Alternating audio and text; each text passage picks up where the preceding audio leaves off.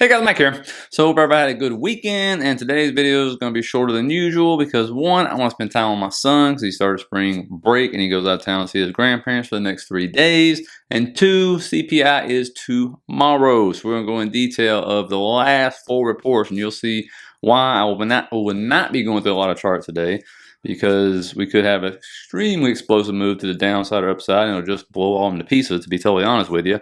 But we'll go over the last 4 to let you see what we're talking about here, the expectations, because remember, these numbers, as they get lower, it is kind of hard to hit them, right? And so we'll see if we have any more fluctuation up or down. Also, we're going to go over 2 stocks. One in particular is going to have a big day tomorrow, one way or the other. And so I want you to be aware of that if you're in it. And also a couple of differences. One, I want to show you a chart I found, which really is nice, between the dot-com bubble and what's happening now to show a big difference, okay? And then also, one of y'all had confirmed the S&P 500.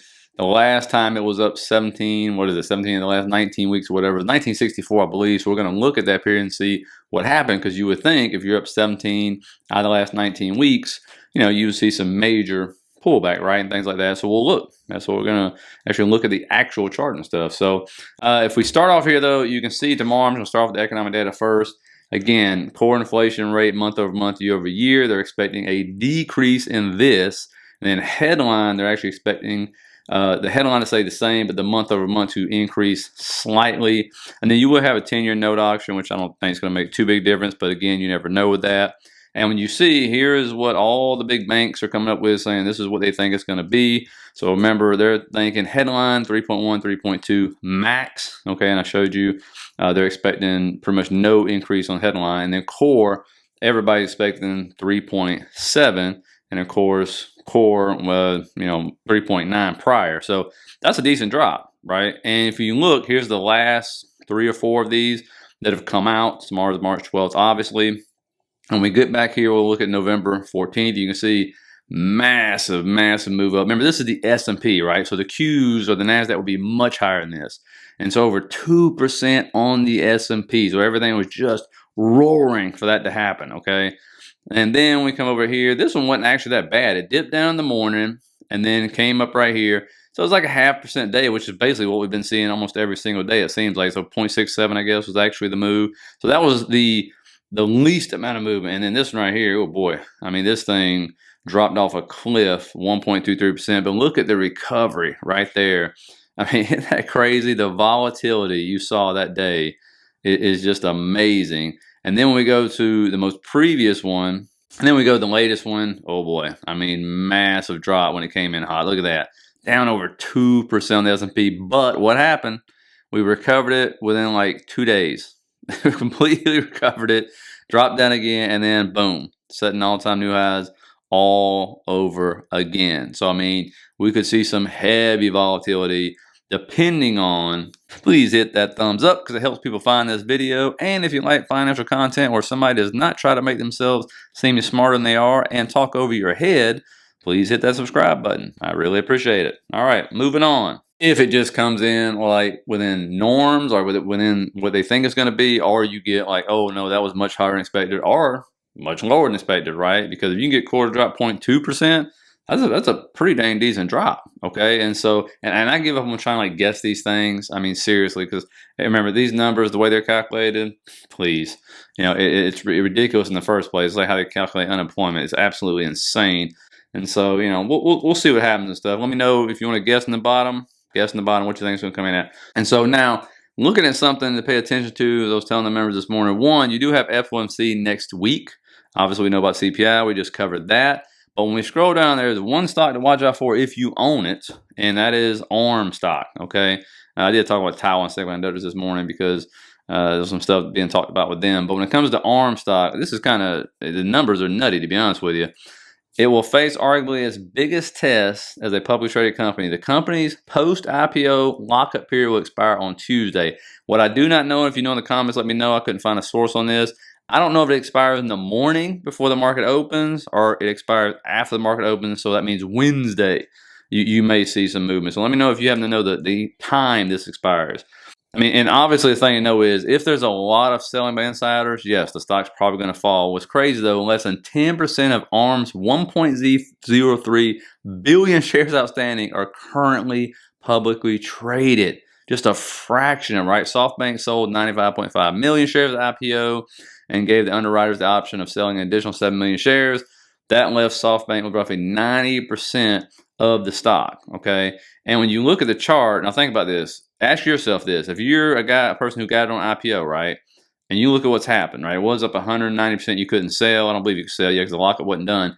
And now 124%. So you would literally have more than doubled your money where it's at right now as it's starting to come into that gap right there and fill that gap. So, would you sell? Put in the comments. I mean, would you sell some? I know I'd sell some. Like, what the heck? Why not? Especially if you know a lot more is going to be coming on the market. But, let me know where you think this thing is going because obviously it had a huge run. On video, we had talked about it. I'll admit I totally missed my entry because I was with my son this morning, but we talked about between 842, 856. It came down to 841.95 and then just popped, right? Went all the way up to like 870 or something very, very quickly. And so let me know if you happen to hit that one. But again, this one could continue to show weakness. It's kind of all over the place, staying in the 850s, going into the low 860s right now. But if it continues to come down, I mean, I'm looking probably either that gap or the support line right there around like 838, 840. But what's interesting, if you've seen what's happened the last 2 days, Friday was red, today was red. What's up? Google, Apple, Tesla, the ones that were selling off for over a week, right? They're the ones still recovering both days, Friday and today. Green, never once turned red. And so again, usually the ones that first sell off are the ones that recover first. If that's what's going to happen tomorrow, again, we can get some crazy stuff going on tomorrow if things come in hot or whatever. But even Meta sold off today. I think it's because Trump came out and actually said something about him, whatever. So that one got sold off some. And you see everything else going red, right? Because why? All three of these were in a position where they were either at a support line, some kind of moving average. They had been sold off down maybe to the 50 Fibonacci level. Something was going on there to make them pop, and all the rest of them were overextended. So now they're finally maybe rotating some money out of those and into these, that kind of stuff, right? Now, going into the S&P, we talked about how many green weeks we had, right? 17 and 19, I believe it was. And so one of you guys put in the comments, not verified, I think it was 1964, which we're fixing to see here. That was the last time that's happened. So it was before I was born, well before I was born. So let me know if you happen to remember this date. You're old enough to remember it. But when we scroll back here and look, you might think, well, that's a lot of green. So there has to naturally be a pullback. It has to happen, Mike. I'm telling you, right? And when you pull into this, and this is the 60s right here. So we pull up again. I understand it was a different market, and you count all those up, and it's basically 17 and 19. So it's a whole bunch of green, right? As you can see. And when we get through here, the reason why I left the right off here, you can kind of see though, yeah, it took a break. We kind of traded sideways. And what's funny, if you look, it's the same time frame. Look at the same time frame, right? We're in March, right? This thing was up in March or somewhere, not exact day, but close to it, right? So going up to it was supposed to be seasonality weakness, didn't happen. Got a little bit of a sell down there going into June, then just kept going. The rest of the year, and usually this happens, by the way, statistically, was really, really nice. And this goes back to, the adage of, look, seasonality is great, like in November when we're supposed to have this huge move up in the fourth quarter. Well, it worked out great to have strong seasonality corresponding with what? A major 10% sell-off, okay, from, what was it, July, September, and October, right? That works out great. And all of a sudden, here we're coming into February, March, supposed to be seasonality weakness, but you got these freaking semiconductors raging, right? AI, pump up here. Let me get my NVIDIA pump. Well, that doesn't work well, right? Those don't go hand in hand. So it depends on what's going on in the market at the time, okay? And again, I mean, look, I think everybody would agree. Are we due for a 3 to 5% at least, you would think, right? But right now, the options market is still running things, right?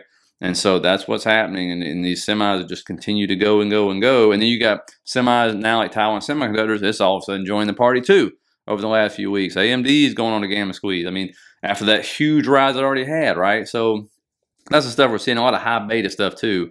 Somebody has no business moving. Now, lastly here, one thing you're seeing, which I thought was important to understand, we always compare this to the dot-com bubble, right? People do say, well, that's what the AI pump is. It's like the internet pump and all that stuff. The difference in what's happening in the market, though, is important, okay, whether you like it or not. From 97 to 2001, you were seeing actually not higher highs, right? The new highs were fading. in the dot-com bubble.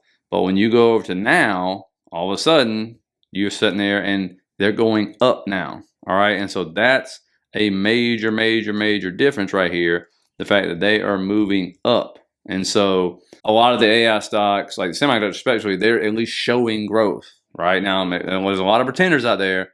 But remember, the dot-com bubble was totally different. They were literally having just companies after companies after companies roll out no earnings. I mean, it was a mess. It was really a scam is what it was. Now, earnings, nothing super major. You're going to have some retailers coming in here. Even a Workhorse, which is crazy. Again, the fact that company is still in business. But they are, maybe they'll go up $1 million. I think they're going for 70 cents on the dollar now. Clover was one of those big half-lion names, if I'm not mistaken, as well. Still, but again, it's all about CPI, so inflation data, right? And so let's see if the dip buyers keep coming in full force and continue this thing up. So tomorrow, back to normal and all that good stuff, because my son will be out of town for a while. So anyway, hope you got something out of it. Hit that like and subscribe button. Appreciate everything for you guys, everybody who signs up for the membership and stuff. Let me know if I can do anything for you, and I'll see you tomorrow.